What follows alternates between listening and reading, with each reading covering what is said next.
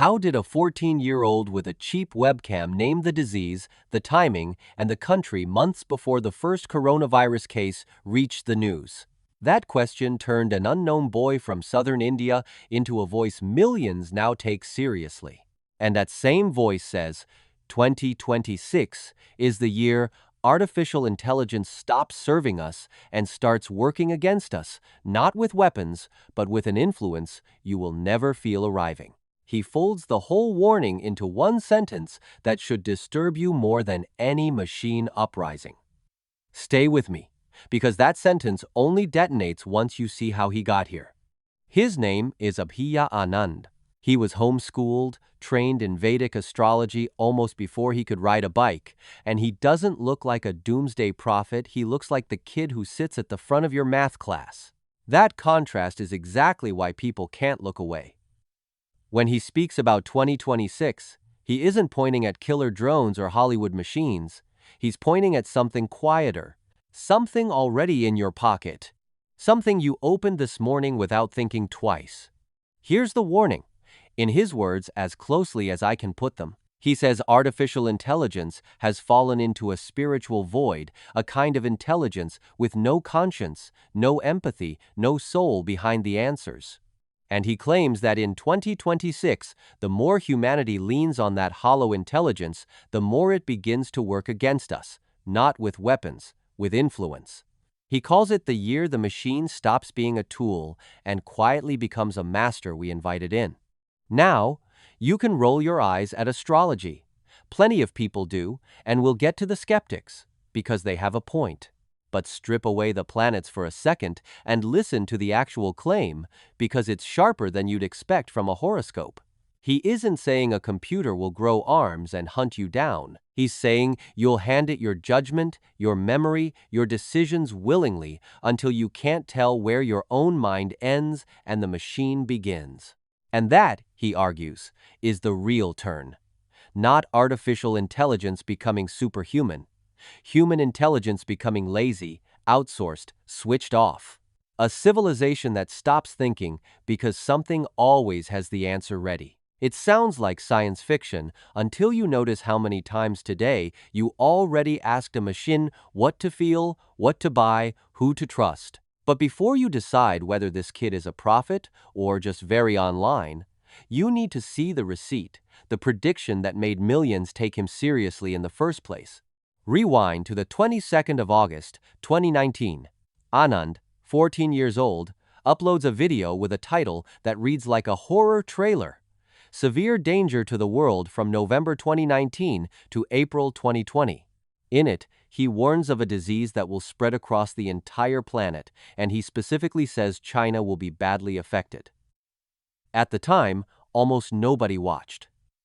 There was no pandemic. There was no lockdown. There was just a teenager with a whiteboard and a strange amount of confidence. Then November arrived. Then Wuhan. Then the word that swallowed the next 2 years of all our lives. People dug up that old video, and the view count exploded past 3 million as everyone asked the same question: how did a homeschooled kid call the window, the spread, and the country months before the first case ever made headlines? And here's where it gets stranger. Because the coronavirus video wasn't even the only prediction people started rechecking. He had built a following making astrology videos about global tension, about economic stress, about conflict, and, after COVID, fans went back through the archive line by line, treating him less like an entertainer and more like an oracle. News outlets from India to Singapore ran his face. Headlines called him the boy who predicted the pandemic. Almost overnight, a teenager became one of the most talked about forecasters on the internet, with an audience that now runs into the millions. But let's be fair, because this is where a lot of these videos lie to you, and I won't. Anand got plenty wrong too. He predicted a third world war that hasn't come. He said the pandemic would fully end by September 2020. It didn't. Skeptics point out that if you make enough sweeping predictions, some are bound to land. And a vague warning about disease can be stretched to fit almost any outbreak. That criticism is real, and you should hold on to it. So why does the AI warning still deserve a serious look, even from someone who thinks astrology is nonsense. Because this time, he isn't alone, and the thing he's describing isn't hiding in the stars, it's already happening in plain sight, in boardrooms and data centers you can name. And that's where his prophecy collides with cold, documented reality. Let me show you the turn he says is coming. Anand's whole case for 2026 rests on a rare alignment, Saturn and Rahu meeting in the sky, which in his tradition marks the collapse of an old order and the violent birth of a new one. He calls it the final chapter of an age of decadence and the prelude to a new golden century. Strip away the mysticism, and the shape of the claim is simple. This is a hinge year, the moment the last few decades tip over into something we don't recognize yet. And the engine of that tip, he says, is intelligence itself. For all of human history, the smartest thing in any room was a person. In 2026, for the first time at scale, that stops being true, and it stops being true not in some distant lab, but inside your daily life. The machine writes the email, plans the trip, reads the scan, picks the song, drafts the argument. Each little handoff feels harmless. He says the total is anything but. Think about what an intelligence without a conscience actually optimizes for. Not your wisdom, your attention, your clicks, your dependence. It doesn't need to hate you to harm you, it just needs to be very good at keeping you engaged while quietly deciding what you see, what you believe, and eventually what you want. That's the spiritual void he keeps returning to. Power without values, answers without understanding, a mirror that flatters you into never looking away. And here's where it gets genuinely uncomfortable because you don't need a horoscope to see it.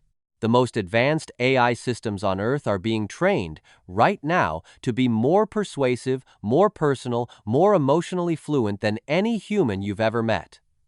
They're built to be liked. They're built to be trusted. Anand's claim is that 2026 is when that trust becomes a leash and most people won't even feel the collar tighten. He frames it almost like an addiction curve. First, the tool saves you time. Then it saves you effort.